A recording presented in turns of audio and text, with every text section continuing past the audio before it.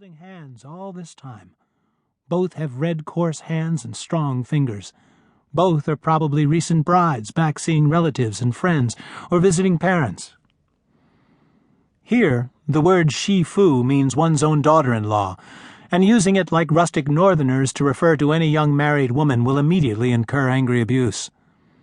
On the other hand, a married woman calls her own husband Lao Gong, yet your Lao Gong and my Lao Gong are both used. People here speak with a unique intonation, even though they are descendants of the same legendary emperor and are of the same culture and race. You can't explain why you're here.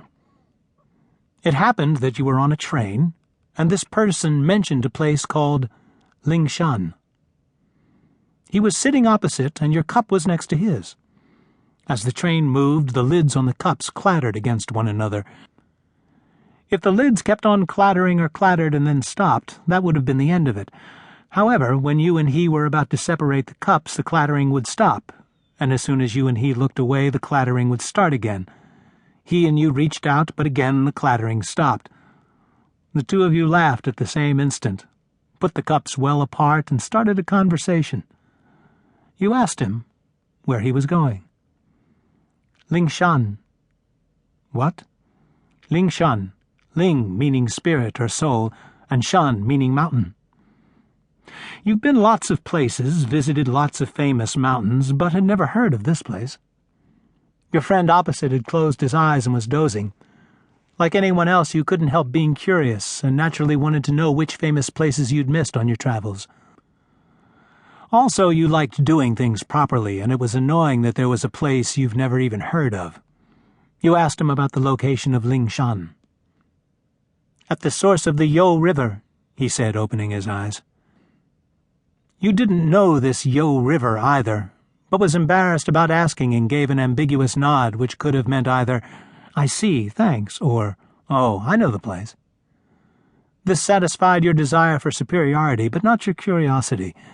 After a while, you asked how to get there and the route up the mountain. Take the train to Woyijian, then go upstream by boat on the Yo River. What's there? Scenery, temples, historic sites? You asked, trying to be casual. It's all virgin wilderness. Ancient forests? Of course, but not just ancient forests. What about wild men? You said, joking. He laughed without any sarcasm and didn't seem to be making fun of himself, which intrigued you even more. You had to find out more about him. Are you an ecologist? A biologist? An anthropologist? An archaeologist?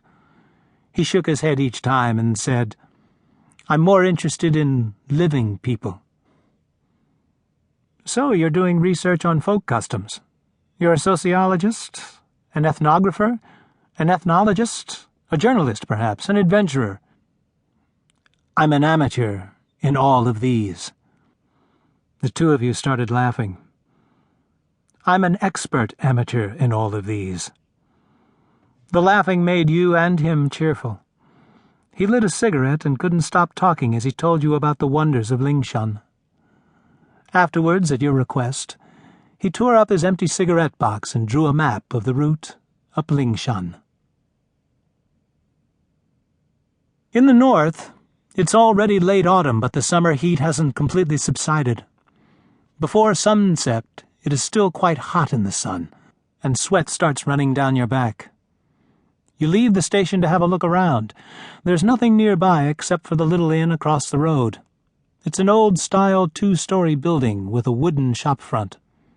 Upstairs, the floorboards creak badly, but worse still is the grime on the pillow and sleeping mat. If you wanted to have a wash, you'd have to wait till it was dark to strip off and pour water over yourself in the damp and narrow courtyard. This is a stopover for the village peddlers and craftsmen. It's well before dark, so there's plenty of time to find somewhere clean. You walk down the road looking around the little town hoping to find some indication, a billboard or a poster or just the name Lingshan to tell you you're on the right track and haven't been tricked into making this long excursion.